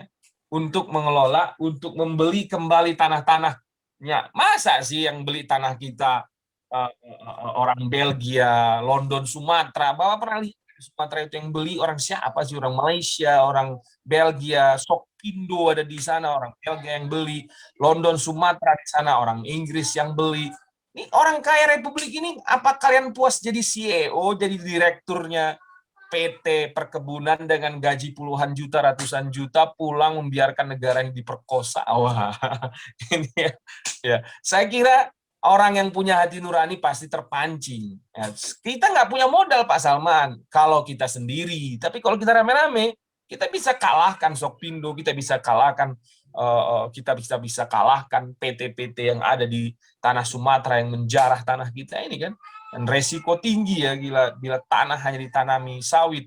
Saya lihat di Bogor aja sawit udah mulai tanam oleh pemerintah Bogor mengizinkan ya. Saya pikir apa nggak ada tenaga ahli yang berani memberontak gitu ya, bahwa sawit ini merusak hara tanah 30-40 tahun yang akan datang, tanah ini nggak bisa ditanami apa-apa, kenapa ini dibiarkan? Saya pikir Sumatera sudah menjadi korban, Kalimantan sudah menjadi korban, apa tanah Jawa ini juga mau dikorbankan, apa Sulawesi juga mau, sehingga besok kita Republik ini menjadi tanah yang gersang ya. Saya kira Prof lebih paham dari saya mengenai ini ya, betapa sulitnya mendaur ulang tanah yang ditanam dengan sawit dan lain sebagainya itu ya. Lagi-lagi ayo kita habisi pengangguran di Republik ini dan menciptakan lapangan pekerjaan supaya tidak ada lagi orang yang mengutang. Nah, ya. Tapi kalau ada juga yang utang, ya kasihlah. Nama juga membantu orang ya kan. Kalau dia nggak sanggup bayar, ya semua gimana lagi Pak. Ya, sedekahkan aja. Dan itu sedekah jatuhnya. Apalagi Bapak sebenarnya diam-diam udah Bapak nggak bilang atau Ibu nggak bilang. Ibu Bapak diam aja. Dia masih merasa itu hutangnya dia, tapi Bapak sudah ikrarkan saya udah anggap lunas itu. Biar ya nanti suatu saat tiba-tiba dia datang ke rumah Ibu atau Bapak untuk bayar hutang itu. Ya, untuk bayar hutang itu. Bapak terima dulu, baru Bapak sedekahkan lagi dia. Udahlah, ini jadikan modal usaha kau dan jangan pernah kau ngutang lagi. Itu top markotop itu kalau ada yang mampu mengamalkan. Silakan Pak Jono, terima kasih. Baik, Pak Ustadz, luar biasa. Tambahkan sedikit nih, kalau kita membebaskan utang saudara kita yang berhutang nih, ke orang tapi kita udah meninggal nih, kemudian kita bebaskan nih gitu. Itu sedekah bukan ya Pak Ustadz nih dari pertanyaan dari Pak Priyana nih. Tadi sekira udah kejawab ya Prof. Sedekah ya? Sedekah. Oke. Sekarang dari Ibu Lina nih, masih tentang hutang juga nih. Bu Lina Sujanti nih. Ustadz tanya nih, apabila bersedekah atas nama orang tua, bukan hutang nih, atas nama orang tua atau saudara yang sudah meninggal, ataupun masih ada, gitu. Apakah yang bersedekah mendapatkan pahala juga itu? Maksudnya kita sedekah, tapi atas nama orang tua kita atau saudara kita gitu, baik hidup atau meninggal. Atau kita yang sedekah nih, kalau pahalanya udah limpahkan, apa masih dapat juga kan? Kira-kira begitu nih, mungkin pertanyaannya maksudnya nih. Ya. Ustaz. Terima kasih banyak. Pertanyaan Ibu Lina ini nanti menghasilkan beberapa jawaban kalau beda-beda Ustadz. Tapi yang saya pelajari dan yang saya yakini adalah boleh kita bersedekah atas nama orang lain, mau yang hidup atau yang meninggal, itu yang saya pahami. Dan sedekah atas nama tersebut, si nama tersebut dia dapat pahala. Misalnya saya bersedekah atas nama ayah saya. Ayah saya akan dapat pahala, dan saya sebagai yang memodali sedekah itu juga akan dapat pahala. Gitu ya. Jadi saya dapat pahala, ayah saya juga dapat pahala. Pahala saya banyak, pahala ayah saya juga banyak. Sama, tidak ada yang dikurangi. Terima kasih, Pak.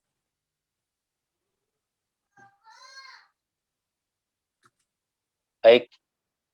Ada yang pertanyaan langsung ada nggak ya nih? Pak Sahid ada yang bertanya langsung?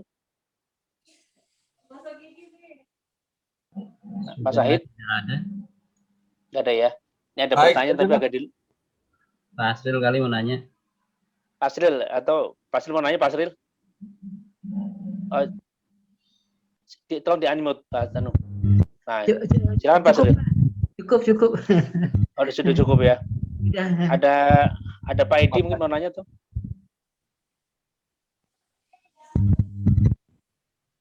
Pak Irwan mau nanya, Pak Irwan?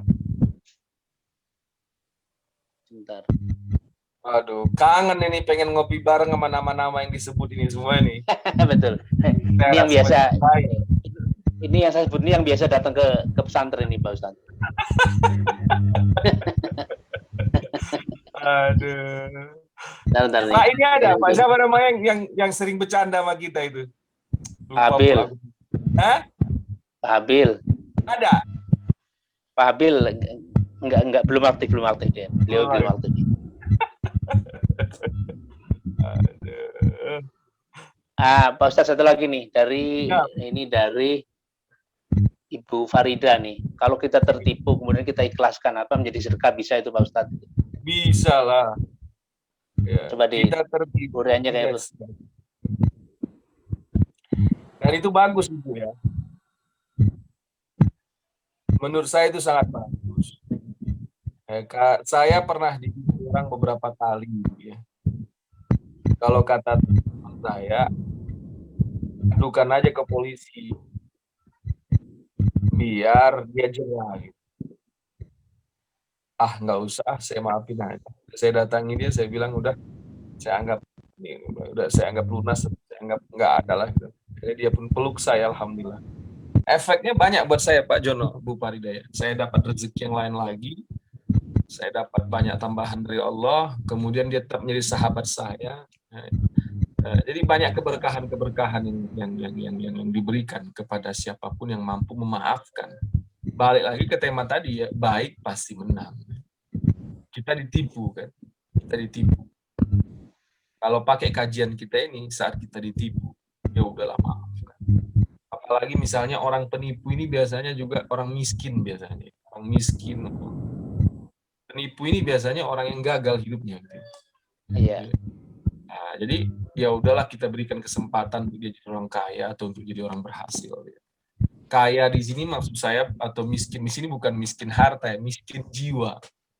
Jiwanya miskin gitu lah. Nah, maka dia nipu. Maka bagi saya udahlah daripada dia udah miskin jiwanya kita tekan lagi habis-habisan kita masukin ke penjara. Udahlah biarin aja lah. Dan saya Ibu ya Bapak ya. Sering saya ditipu orang, saya termasuk orang yang sering ditipu orang, alhamdulillah. Saya beli tanah pesantren, udah diukur, udah dibayar, kemudian diklaim lagi belum saya bayar lagi. Saya bangun travel, dikerjain sama sahabat sendiri, saya nggak apa-apa. Itu sering lah. Tapi menurut hitungan matematika, harusnya saya miskin, maksudnya secara harta habislah harta saya seharusnya. Gitu. Tapi enggak tuh makin banyak menurut saya, makin berdatangan gitu ya. Saya ditipu tanah misalnya 100 meter. Sekarang alhamdulillah Rohama Al-Fajar udah lunas nih membeli sebidang tanah pesantren putri gitu ya. Padahal tadinya dari mana nih duitnya? Tapi udah duitnya nggak ada, ditipu orang pula gitu. Malah lunas tanah kita. Nah, itu kan artinya ada. Makanya baik itu menang Bu Farida. Jangan ragu ya. Baik itu menang. Saya ulangi ceritanya supaya lebih dramatisir tapi kebaikan nih. Saya hobi dramatisir. Jadi saya beli tanah, diklaim lah orang. Ya udah nggak apa-apa. Terus gimana maksudnya? Saya bilang enggak, ente harus bayar. Ya udah bayar berapa sebenarnya? Saya bayar lu. Di sesudahnya adalah program untuk bangun pesantren putri. Tanahnya harus dibeli. 3.000 sekian meter. Wah, puyeng gitu kan. Dari mana duitnya ini? Kita diam aja, serahkan kepada Allah. Akhirnya, waduh luar biasa. Mungkin hari Senin besok atau hari Selasa besok proses ini lunas sudah gitu kan. Proses ini lunas. Dan yang membantu lunasin salah satu jamaah Masjid Raya Pondok Indah nih, yang ngaji sering sama kita waktu saya di apa namanya Pak, yang di bawah itu apa istilahnya itu? Yang Ruang di pendidikan. apa namanya itu ya? Ruang pendidikan. Ruang pendidikan, beliau sering datang di situ. Ya. Masya Allah, tabarakallah, dimudahkan oleh Allah Subhanahu Wa Taala. Dan saya bilang kebaikan pasti menang. Kebaikan pasti menang. Kebaikan pasti menjadi pemenang. Jadi Bu Farida atau siapapun, kalau ditipu orang, nggak usah balas, ngapain? Biarkan saja. Jangan bilang biar Allah yang balas. Jangan. Jahat kita kalau biar Allah yang balas ya. Atau dia bilang nanti aja di akhirat kita tagih ya, jangan, kesian Pak, apalagi Bapak tagih di akhirat, mau bayar pakai apa dia di akhirat nanti. Sekarang kadang-kadang ada orang gitu, ya udah biar ntar kita tagih di akhirat, waduh kesian itu kawan kita kalau kau tagih di akhirat, mau bayar pakai apa dia nanti kan gitu. Atau kau bilang, biar aja Allah yang balas. Aduh, kesian nanti kalau Allah yang balas, repot. Bilang sama Allah, ya Allah, tolong bukakan pintu rezeki buat dia sehingga dia nggak nipu lagi. Nah, itu yang kita tanya. Atau kita doakan, kan kita dizalimi, ya Allah, aku ini banyak dosa, ampuni saya, ya Allah. Nah, itu udah menjadi pengalaman spiritual saya dalam hal baik ini. Nah, itu ya. Jadi pemenang terus kita. Jadi jangan ragu ya Bu ya. Jadi maafkan karena kau akan jadi pemenangnya. Nah, gitu. Pak Jono, terima kasih. Baik, ini masih ada waktu 5 menit nih. Masih cukup ini. Lumayan tuh. Ini begini nih. Selang-seling juga nih. Pak Ustadz nih kalau tadi dikatakan ini dari Kang Wanci nih. Tadi dikatakan berbuat baik itu berdasarkan kepada Al-Quran dan Sunnah. Apakah Betul. Sunnah termasuk wahyu? Gitu. Pertanyaan gitu kira-kira nih, singkatnya gitu. Wah, tapi jawabannya santai aja dulu ya. In huwa illa wahyu yuha. Udah gitu ya. In huwa illa wahyu yuha. Sunnah itu termasuk dari Allah Subhanahu wa Ta'ala. Karena Allah bilang apa yang disebutkan atau disabdakan oleh Rasulullah Shallallahu Alaihi Wasallam adalah wahyu dari Allah Subhanahu Wa Taala ya, wahyu dari Allah Subhanahu Wa Taala. Hanya saja bedanya dengan Al-Quran. Kalau Al-Quran mentah-mentah langsung kita telan jelep gitu ya, nggak ada perlu tedeng aling-aling kalau Al-Quran.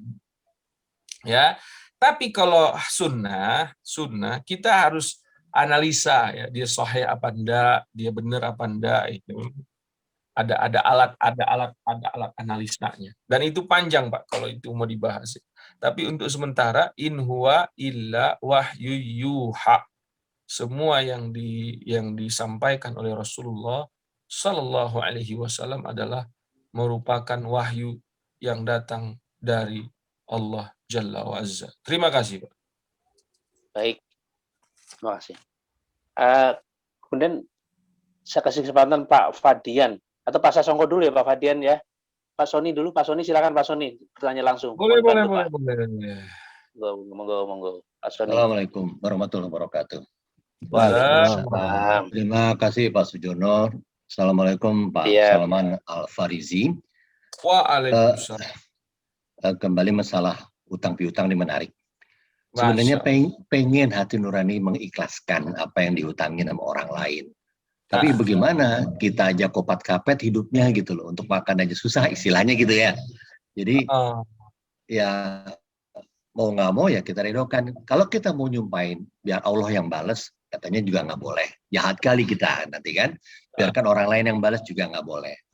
Jadi bagaimana mungkin baiknya ya kalian kita berdoa untuk bilang sama Allah, kalau memang itu masih jadi milik kita, kita doakan dia punya uang, gitu.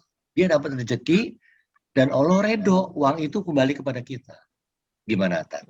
Itu aja. Makasih. Assalamualaikum. Makasih. Aku mohon maaf nih Pak siapa tadi ya? Pak Soni. Pak Soni. Ini jamaah tetap kita nih. Ketua kelas lah kalau di sekolah nih, Pak Soni. Yang paling baik maafkan ya. Jangan pernah bilang hidup kita kopat kapet, jangan pernah bilangnya. Jangan. Saya ini selalu melatih diri saya, kemudian istri saya ya. Hidup kita ini kaya raya. Gitu ya. Saya selalu bilang gitu di kepala saya Pak Soni ya. Saya terus terang dulu ini biar Pak Soni juga atau siapapun yang mengalami ini biar paham gitu ya. Ini nyata, bukan saya buat-buat. Saya janji sama anak saya yang paling besar namanya Muhammad, kalau Muhammad puasa 15 hari ayah kasih duit 1 juta rupiah. Bini saya nanya, emang ayah punya duit? Insya Allah ada gitu. Akhirnya anak saya udah lewat puasanya 15 hari Pak Soni. Ya. Sekarang masih puasa di 18 hari. Karena aku bilang kalau 30 hari ayah kasih 2 juta. Hari ke-15 Pak, dia nagih ke saya. Ayah aku udah 15.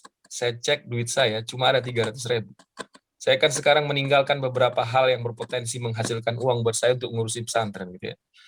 Bukan berarti saya mau cerita bahwa saya perlu dibantu, enggak. Saya ini orang kaya raya. Ini jangan Bapak pikir saya minta dibantu. Saya ini orang yang sangat kaya raya. Tapi saya ingin berbagi ini supaya jangan pernah takut ya gitu. Saya ini orang yang kaya raya gitu. Dan saya bilang saya orang kaya raya. Hari keberapa? Kemana hari keberapa puasa? Hari ke-18 saya kemarin. 19. 19. Sekarang 19.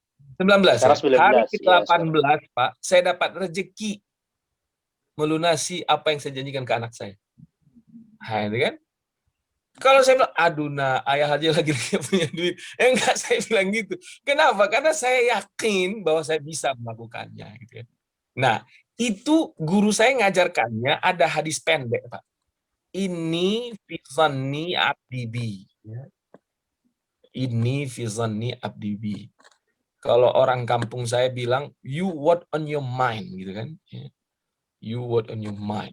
Power of mind, ada buku ditulis khusus membahas tentang the power of mind.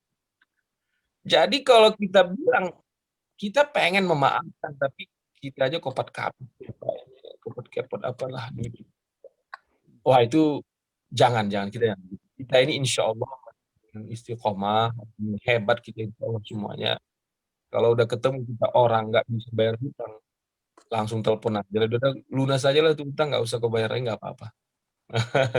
Nah gitu ya.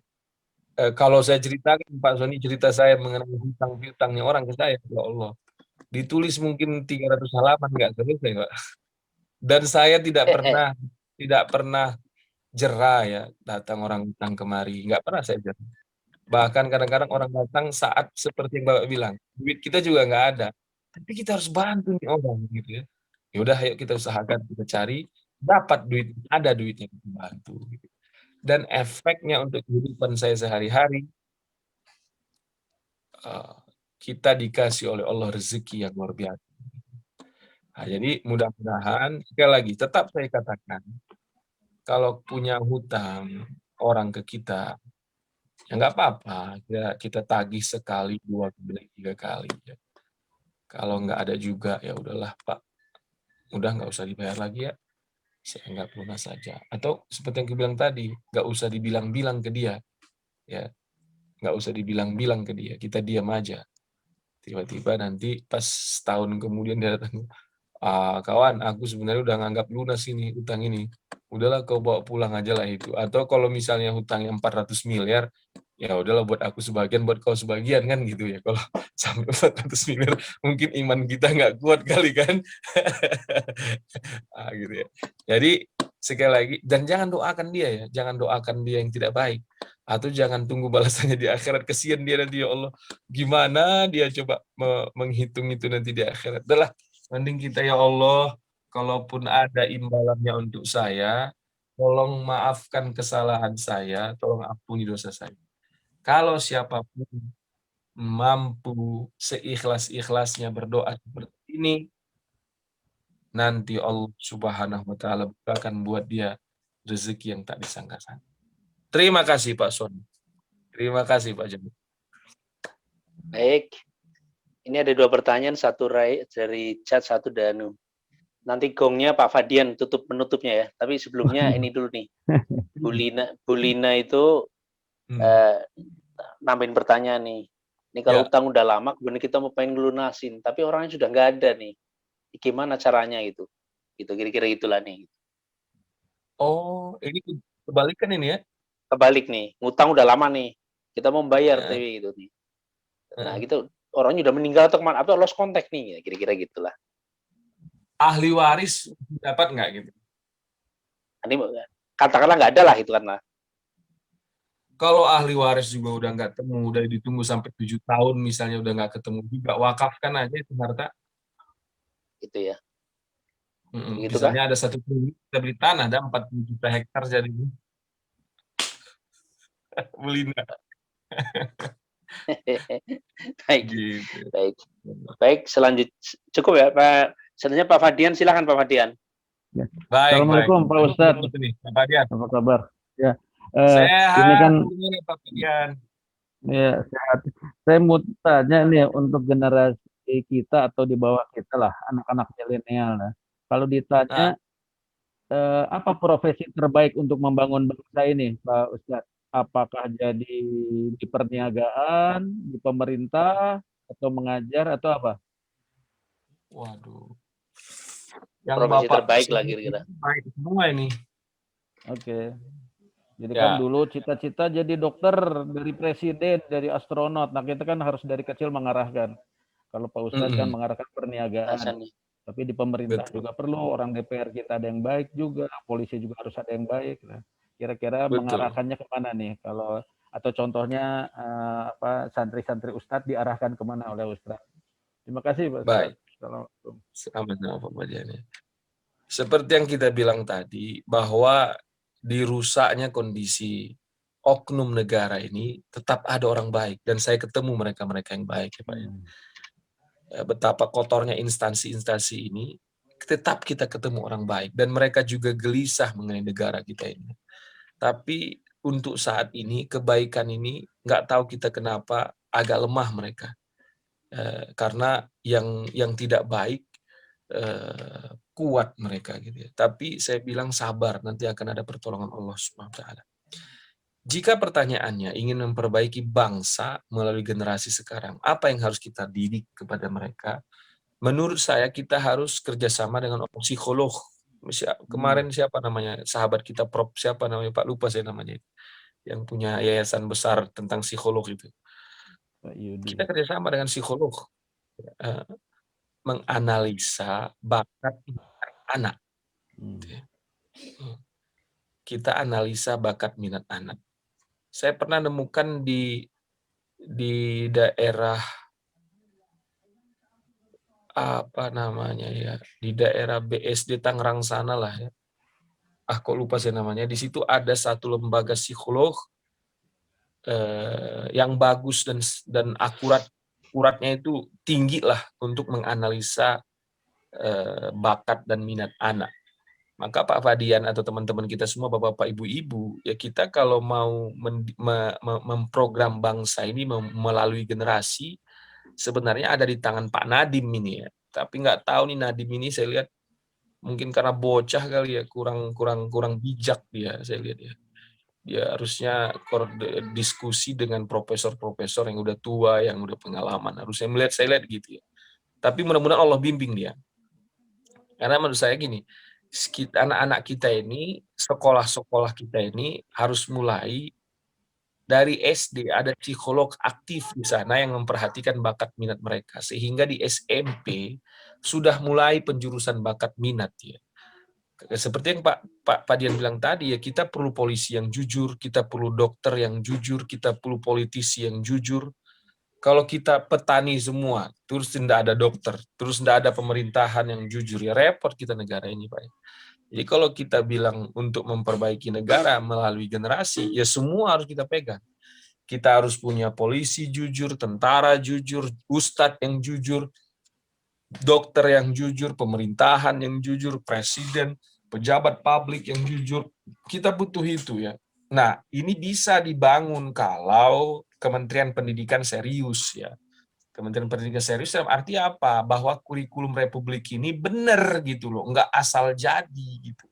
Nggak asal jadi atau nggak asal yang penting temen gue proyek tendernya masuk. Kan ini yang rata-rata kan pertimbangannya ada tender proyek ya. Jadi makanya berantakan negara kita ini. Tapi bagaimana kita kumpulkan tenaga-tenaga ahli pendidikan Republik ini yang membahas tentang real ya. Nah, itu insya Allah bisa saya yakin. Nah, tapi kalau saya Pak Fadian mengambil pertanian, peternakan, dagang, 3 yang saya ambil.